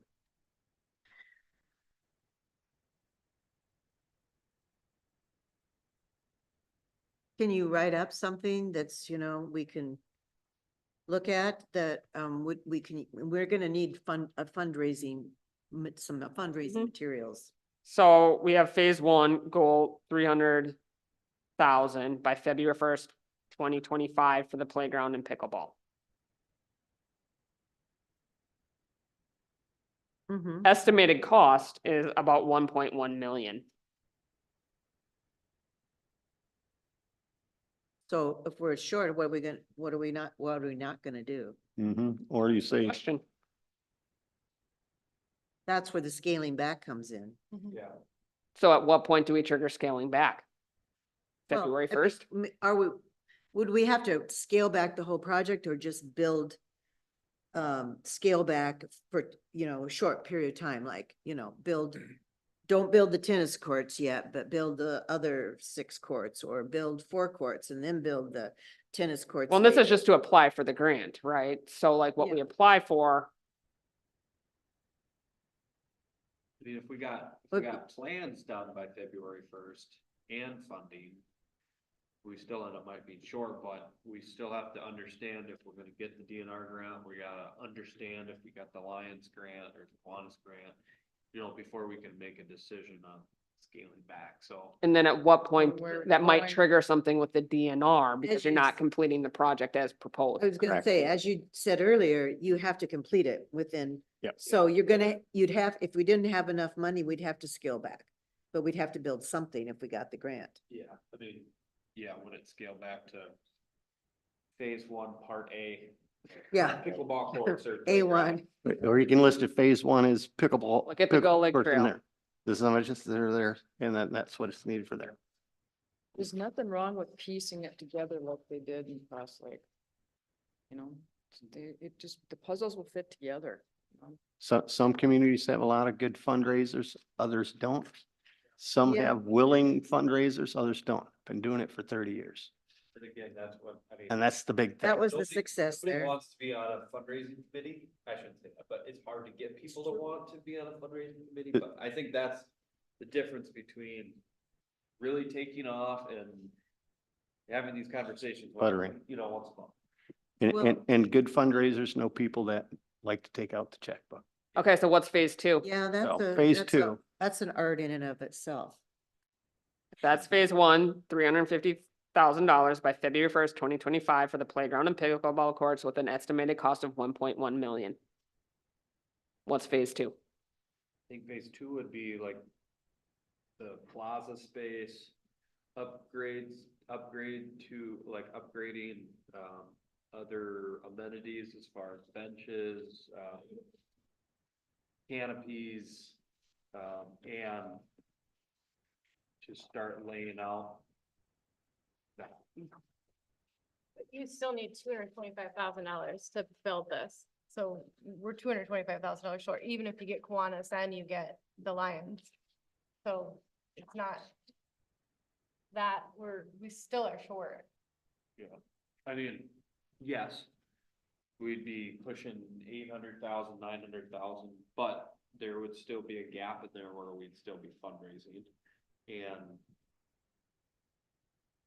So shouldn't we say instead of 350, we should add that 225 and then you have your 350 for your match, but you're still saving grace with your 225. So we need to have at Well, least maybe it's, $1,000 another by January 200,000 by February 1st of Yeah. 2026. Yeah, maybe it's 350 by January and 2 something by you know, like, so we're setting placeholders that are further back. So we know that when we come to April, we actually can complete the project. I don't know. Wait, how long did they take to, from the time the applications are due to when they make their decisions? Do they give you another year? Like, you submitted in April, but they're probably, the money's probably coming out of the next fiscal year, so is it a July 1st start? Naturally, I didn't print that page of the application. But yeah, I think it's a January 1st. And so It's you what have I'm kind of, July 1 to July 1 of the next year to Yes. complete the project. I mean, just, I don't want to be a Debbie Downer, but like $350,000 with our event that we had at the Pickle, we'd have to do 87 events to raise enough money for $350,000. You know, that's a lot. Right. well, that's why I just want the first goal to be 350. Well, That was. The money's not gonna come through events like that we had at the No, Pickle. and I get That's that, gonna but be at the first same year. time, we don't even have a committee for fundraising. How do Right. we, like, I feel like we should make our fundraising go larger in the beginning than smaller in the beginning, just to make sure that we are holding people's feet to the fire a bit. Is that scary, or do people like to hear No. less? I don't think it's scary, just that they want to know exactly what they're gonna get for making a donation. Yeah, and I think if you have the picture already, so if they made the donation, we get $600,000 by February 1st, then at least we know we've got that grant that we can apply for, those 3 grants we can apply for. Or you get pickleball courts done. Or you get the pickleball courts done. And then Yeah, that's a say, good point. okay, or playgrounds at the end of its life. Right, so you go, okay. We're looking for this grant, we need that, we want donations. February 1st, this is our goal. Yeah, If we reach that goal, then we can do pickleballs and playground, let's say, because you put a goal of 600,000. Yeah, But I'm with you, you always go there. And then, let's say the river first comes, and there's only 300,000 in there, we get the match from there. You know, and you say, if we don't get that, reach that goal, and we reach this goal, this is what will be put in. Does that make sense? yeah. Right. And engaging the business community, the chamber. It's gonna be big. You know. For, helping. I'm really sorry, but I gotta go. Send me any brilliant ideas you have. What's that? Said, send me all your brilliant ideas. Well, you know, I think back on the Nisswa Lake Park, and we did have Friends of Nisswa Lake Park, but in reality, that park wouldn't have been built without the money that Millie Gertzen donated. I mean, that got it started, and she funded most of the improvements that are in there. So, yeah, a fundraising committee would be great, but I don't know how we're gonna. Okay, so in an effort to Give it just to try you. to define this, because even if we have a fundraising committee, they have to have these things That's defined the for them. thing. Do we like the idea of starting big with the 600,000 and then or something? And adjusting from there. I like that idea better. Our goal is 600,000. But Say we, people are gonna want, I mean, like, just like now, you offer them on your fundraising form to designate what they want it to go to. Would you still anticipate giving people that option? We've already decided that was phase one, right? Yeah, but you're saying if we didn't raise enough money, then we decide, are we gonna do pickleball courts? Are we gonna do playground? You know, and what if, you know, people are gonna wanna donate to what they want to see done? Still gotta give them that option. Mhm. And also in the park, it's a domino effect. It's potentially layered on top of each other. So it's a very complex project to try and phase out and find the impacts. And yes, I get that people want their money to go to something and they want to see the outcome. Yes, Right. I get that. I know, it's a huge It's a tough challenge with the existing infrastructure that's on its way out the door, trying to get the new amenity in. What do you do if we're slightly short? I think we It's gotta probably stop- why we keep talking around in circles, because Yeah. there's not a very clear answer. We gotta stop worrying about how scary it is and just do it. Just set a goal, a timeline, a goal. That's where we're gonna. You know, have to start. realistically, say you got the grant and it started July 1st of 2025. You could get the engineering costs done and then build them right away in the spring of 2026, just as long as people know what's gonna happen and when it's gonna happen. Yeah, so whatever year you get, we would be fortunate enough to be awarded that grant. You're doing construction the next summer. Yes. Yeah. Yeah. So yeah, it's certainly complicated, trying to keep it as simple as possible for the community. We, you know, like any project, it will morph over time.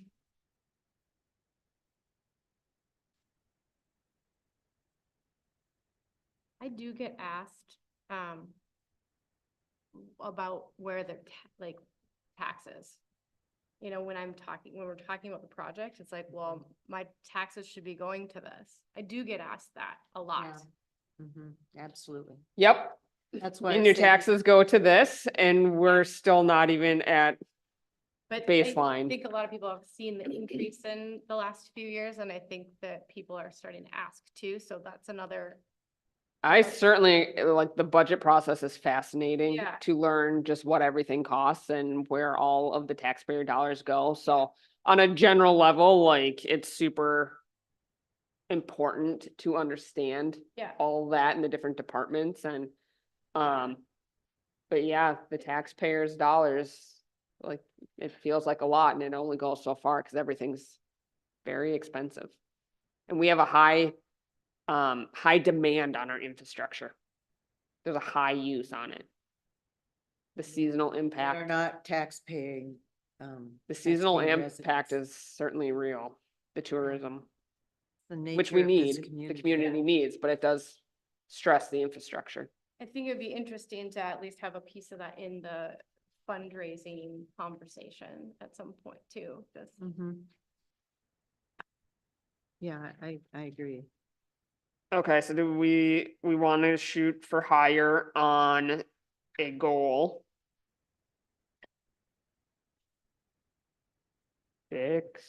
600,000. 57, 5. Not trying to keep everybody here all night, but if we're trying to hammer out some goals, we're not meeting in July, so. We're not meeting in July.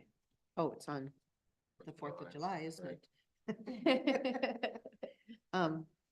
So what, do you want someone to make a motion of, Well, I mean, we haven't even, that's only phase one. Is that where we're stopping? well, yeah, I mean, we're still trying to raise money for phase one. Okay, Why would we be talking about Well, phase I'm just- two? because there's people that are curious. There's people that's their passion too. So I bet they want to know what the plan is and the outcome and when it's their turn to donate. There's a lot of hockey people that want. I think that Yeah. well, you guys heard me earlier, obviously, but I feel like there's a lot of hockey people that would love to know that phase one is being pickleball and the playground, but their rink is still being maintained. You know, we're not, like, they want to use the rink today or tomorrow. They don't want to use it in 10 years. It's such a huge undertaking that it's like, I don't want to lose the next 10 years trying to get this. I'm fine fundraising over here, but I also need you to maintain my rink. Well, then one thing you'd have to look at is the cheapest way to look at it. Or is to skim coat it and you don't freeze it. You just let the weather. Let weather do it. That'd be your least expensive, and then you'd have to figure out how much that would cost. Yeah. And you've got that $120,000 in there that can be used for the skim coat? Yeah, I would probably circle back with the group that gave those funds and just make sure that we're all, Not on that the we up can and go up, over and but over yeah. now, But yeah. You have enough lighting now to light it at night? Yep, we'll check again in November. Curb lights in there too. I'm just saying. Yeah. Yeah. At Okay, least- so right now I have that our goal is 600,000 by February 1st, 2025 for the playground and pickleball court. Cause I gotta try and put this in a flyer. Make it so, let's do it. What do you think? That might be a little high. Well, I- come under That it. sounds a little scary, but It all sounds scary. We get the matching grants in that Lions thing and. yeah, and And in order. but man, if you're gonna say the 600,000, then, you know, we should also say, these are the goals, 350,000 for a DNR matching Yeah, grant, let people know about the 75,000 for grants. So- Absolutely. the Lions, blah, blah, To blah. backtrack a half step, in order to apply for the grant, we need the matching funds, but I also need all the site plans. So this is still contingent upon the city finding funds to do the engineering ahead of applying for the grant. Mhm. Is the engineering fee the 15%? I will written take it into based the- off of the grant requirements and what they need for, it says location map, boundary maps, project cost breakdowns. Yes, I need to do some environmental reviews, and then some site plans. They need, So yes, it is 15%. that's kind of just like a standard 8 to 12. Certain things are gonna be, like a playground, the playground company is gonna design the playground. So that's not like the engineering fee. But I would base it off of what the grant requires and getting those things done. Is there any engineering components that other cities have done that we can adopt without having to starting over again? I mean, I realize it's site specific, but are there some things that are in the engineer, I'm not an Well, and engineer, so some I of don't it- know the cost. There's some you don't want to do is just ask Elk River. Well, and like a pickleball court's the size of a pickleball court, right? That doesn't change. Like, that's a standard size. It's not changing, whereas a playground can morph its shape. It can be rectangle, it can be circle, it can be Sure. different size and shape. Oh. And Well, I so, wasn't yeah, some of it suggesting is that. They'd just have to design it standard, for our topography. not a lot of rocket science. Some of it, like a playground, the playground company is gonna design it. Yeah. So what did the other, Standard, we the know the other costs here, but was there some pickleball engineering courts, the standards other that could be picked up cities from talk other to you about places? what it cost them for engineering fees? What did they The share with you literature. on? And that? it's a little bit different. One of them shared that theirs was 39,000. One of them shared they only spent about $1,000 on material testing. Some stated that it was, the engineering was rolled into different park, like a greater park project. A lot of them did the grading and irrigation and the dirt work in-house, saving them some time and, well, maybe not time, but money. So it's very different between They're creative. what you have on staff, right? We don't have a surveyor. We only have a public works crew of 3. So what we're capable of and what other community capable of, it's not, there's certainly things that we might be able to do to keep the costs down. But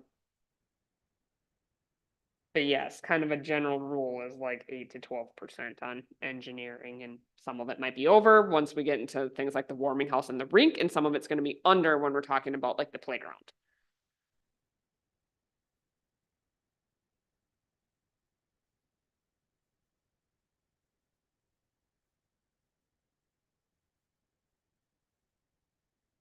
And I can certainly, when it comes to the engineering and the plans, talk to city council, see if there are any unallocated funds, especially as we review the enrichment fund balances quarterly, and it's going along with the budget conversation.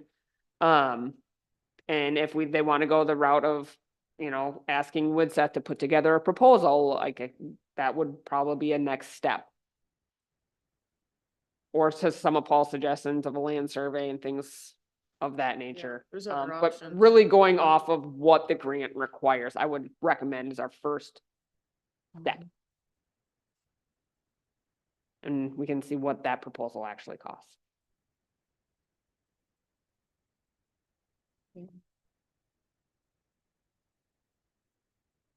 So what else do we need to accomplish so we can give you the direction that you need? What financial goal did we land on? What amount? I guess 600,000. 600? And then when do you want me, I will certainly give you guys information to review in between our meetings here. But when would you like this information done by? To ready to roll out to the community? Well, we're good. It'd be kind of nice. soon as you can. Before July's here, Yeah. because that's when we're gonna probably have our biggest influx of people rolling through.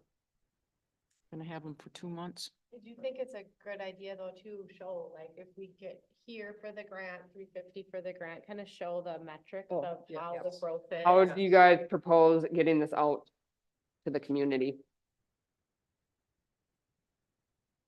Can you So put it- that's 3 weeks away, which means I have to create a draft, get it to you guys. You guys provide me all your feedback via email. I make a final, and then we have to roll it out. How? You can put it on the website that you have for the pickleball court or for the park plan. Well, word of mouth and newspaper and your Facebook page, next door. I mean, there's a lot of mechanisms here to get that information out. Are we able to share that information through our? Your social medias? Okay. Yeah. Okay, You can get the information out. I just can't. You're Got it. educating. I wasn't sure if social channels were included or not. What, exactly, I don't understand what that means. We can educate, but we can't fundraise. What's the difference?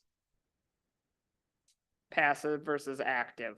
Yeah, You mean you don't want us to go and ask people okay, give me money, give me a check? There's, state law conflicts. I know there is, but what, I don't understand the the difference. Well, me as a council member, I can say, oh, we'll raise the funds for the park, here's the site to go on. What I cannot do is host a party or a fundraiser to raise that money. Okay. for that. All right, yeah, okay. No, It's no, a very gray, And area. I could talk with business leaders, say, hey, did you know that we're doing this park, this and that?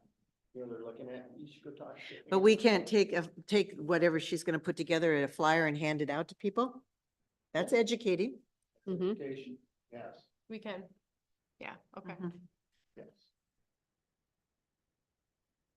Okay, Well, if you well, I feel- will, I get the sense, Amber, that you're feeling that's pretty rushed with everything else you have going on. it's June, yes. I So will come up maybe for air in mid-July, August, but then we have maybe. to move fast to get it out. I mean, we'll have the rest of the year, but there is an opportunity during the summer months to get to people who are only seasonal here.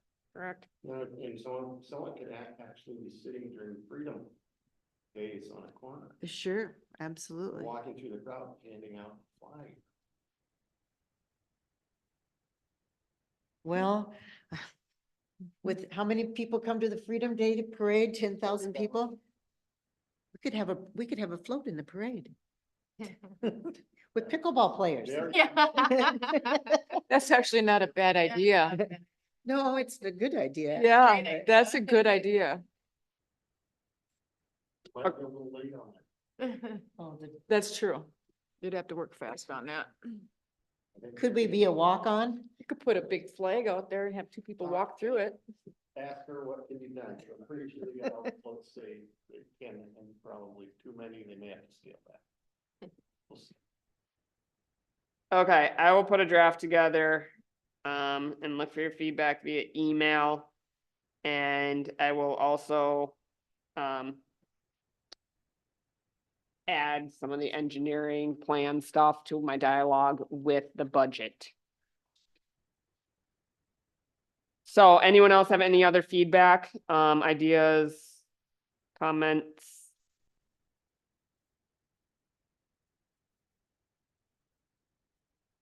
Okay, no meeting in July. We will meet August 1st. Any other comments? I feel like we got a lot done tonight. Yes. So. Awesome. Well, I will take a motion to adjourn. I so move. Second, Second. Sherry. Awesome. Thank you. Thank you.